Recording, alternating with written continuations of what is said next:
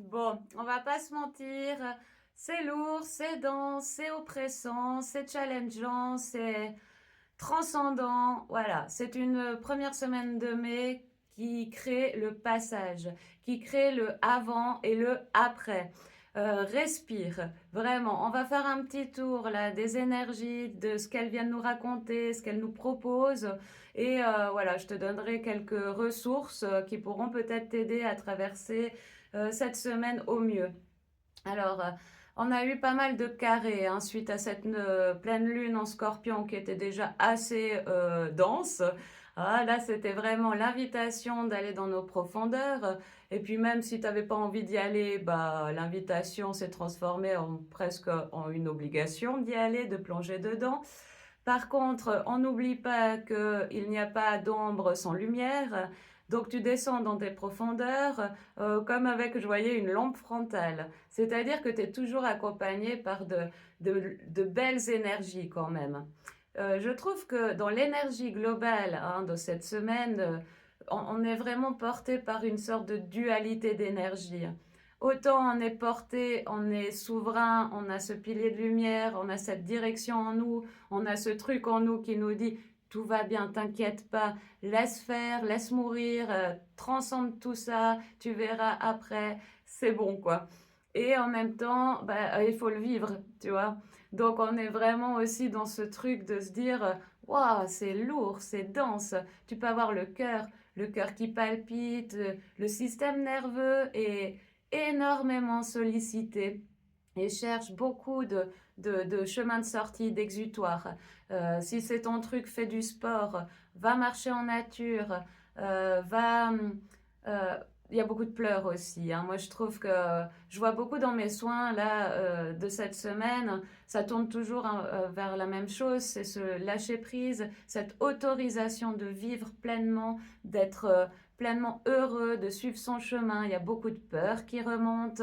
On est dans des profondeurs. Hein. Ce début de semaine, ça a créé pas mal de carrés. Les carrés, c'est toujours quelque chose de pas évident à traverser. Hein. C'est vraiment des grosses frictions. Là, il y a eu Mars et Jupiter, donc ça te pose un peu les questions, ça te met en lumière vraiment comment tu agis, comment où tu réagis, où tu surréagis. Et avec Jupiter, tout est grossi. Donc, vu que c'est grossi, tu ne peux pas passer à côté. C'est vraiment, garde ton calme malgré les réactions. Évite les réactions à chaud, tu vois. Les réponses du tac au tac. Rentre pas dans la confrontation. C'est vraiment... le message a été assez clair là-dedans. C'est garde cette espèce de calme intérieur, d'alignement, de souveraineté, tu vois, pour ne pas rentrer dans ce tourbillon-là où on peut se laisser vite happer, je trouve.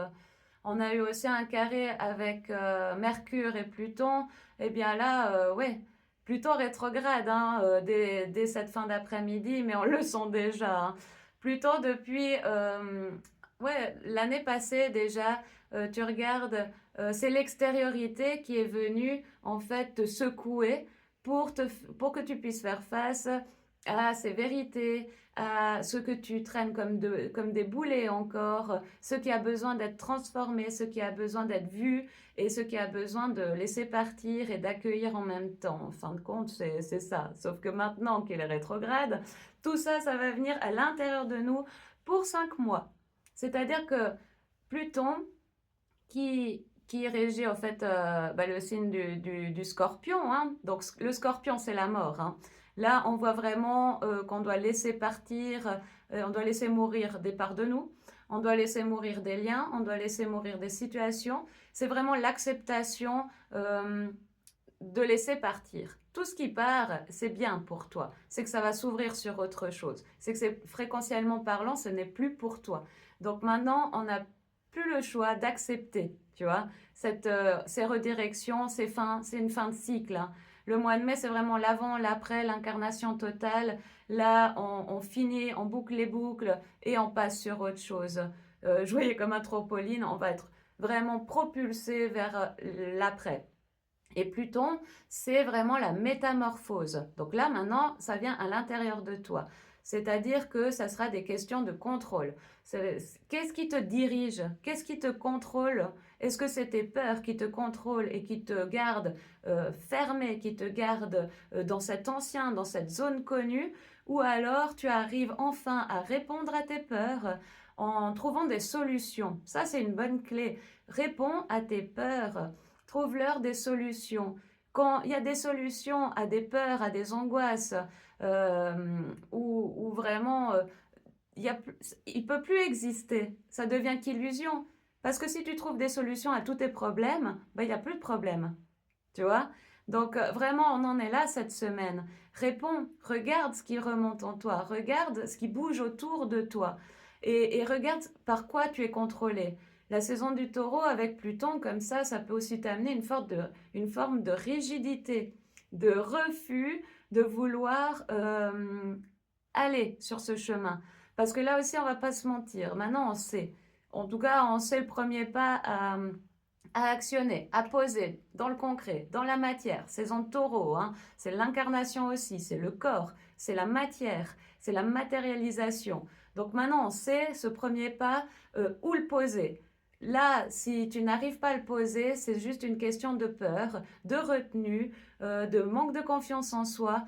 Prends-toi par la main, réponds à ces parts-là, trouve-leur des solutions mentales, oui, mais ça va te libérer, ça va te lâcher et accepte de perdre. C'est ça. Et cette fatigue qui est là, c'est le système nerveux qui est surchargé. Uranus est rentré en Gémeaux il n'y a pas si longtemps que ça et c'est les changements, vraiment, c'est radical, c'est soudain, c'est là, on n'a plus le choix. Donc c'est ça. Tu vois, on est compressé, on est pressé, on a le cœur qui bat à 100 000 à l'heure parce que on a l'impression d'être dans une course effrénée. C'est un peu le cas, hein. C'est pour ça que je t'invite vraiment à revenir vers toi, en toi, à t'observer avec compassion. Ne te juge pas. Si tu as des pleurs, des larmes qui remontent, ben c'est ton système nerveux aussi, ça nettoie ton corps. On est beaucoup dans l'énergie d'eau. On est beaucoup dans l'énergie d'eau. Il y a ce feu qui demande maintenant une direction. Il demande d'être canalisé. Vraiment, trouve la direction. Et tu l'as, c'est là, au jour d'aujourd'hui, avec les changements qu'on a eus astrologiques, on sait, en tout cas pour le premier pas, le reste on ne sait pas, mais foi et confiance, fais déjà ce premier pas, une chose après l'autre. Donc prends des temps de respiration, prends des temps de méditation, d'introspection, balade en nature, bain thermo, j'y vais cet après-midi, tu vois. Je trouve qu'on a une compression dans le temps aussi, j'ai un agenda super chargé, mais mets des plages horaires pour toi. Là, c'est ce qui va vraiment t'aider grandement, c'est prends du temps pour toi. Prends du temps pour toi pour ce qui te nourrit. Saison taureau, tout passe par le corps, tout passe par les cinq sens.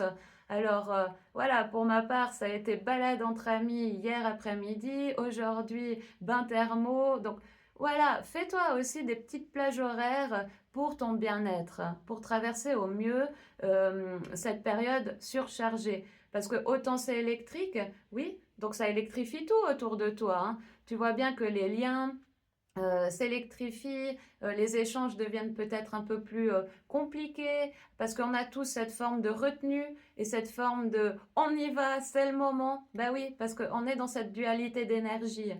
C'est comme si on vient te dire, alors maintenant que tu vois la direction, tu sais exactement où aller, tu vas poser ce pas, mais pour faire ce pas, accepte de perdre, accepte de sortir de ta zone de confort, va vers l'inconnu.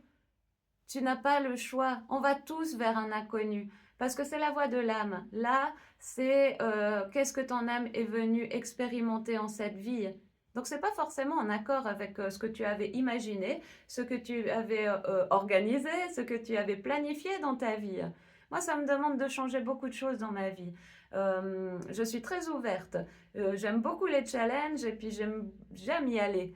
Mais je ressens cette forme de dualité. On n'a pas le choix de faire comme une pause, de s'écouter. Et vu que c'est beaucoup en lien, moi vraiment, je te conseille maintenant, lâche les personnes qui te nourrissent plus. Va vers des personnes qui sont en chemin comme toi, qui pensent comme toi, qui fréquencent comme toi, qui te tirent vers le haut. Parce que si tu reste dans des relations qui te nourrissent plus juste par confort, juste par habitude, ça va te tirer en bas. Ça va pas t'aider pour ce qu'on traverse actuellement. Alors, regarde tes liens, regarde tes peurs, regarde les redirections soudains qu'il y a dans ta vie, les changements de situation. Tout est bénéfique. Et voilà, fais-toi du bien, respire et attention à la perception. Très important. On est en dualité d'énergie. Autant il y a le côté ombre, sombre, profondeur, lourd, électrique, voilà, c'est clair.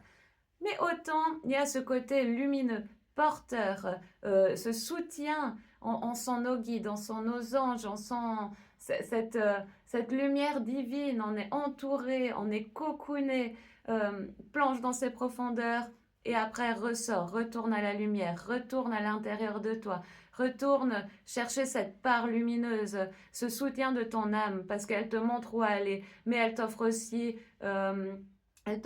tous les moyens, toute l'énergie que tu as besoin pour poser ce premier pas.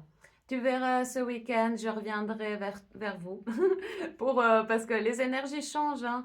Ce week-end, on aura beaucoup plus de clarté, beaucoup plus de compréhension.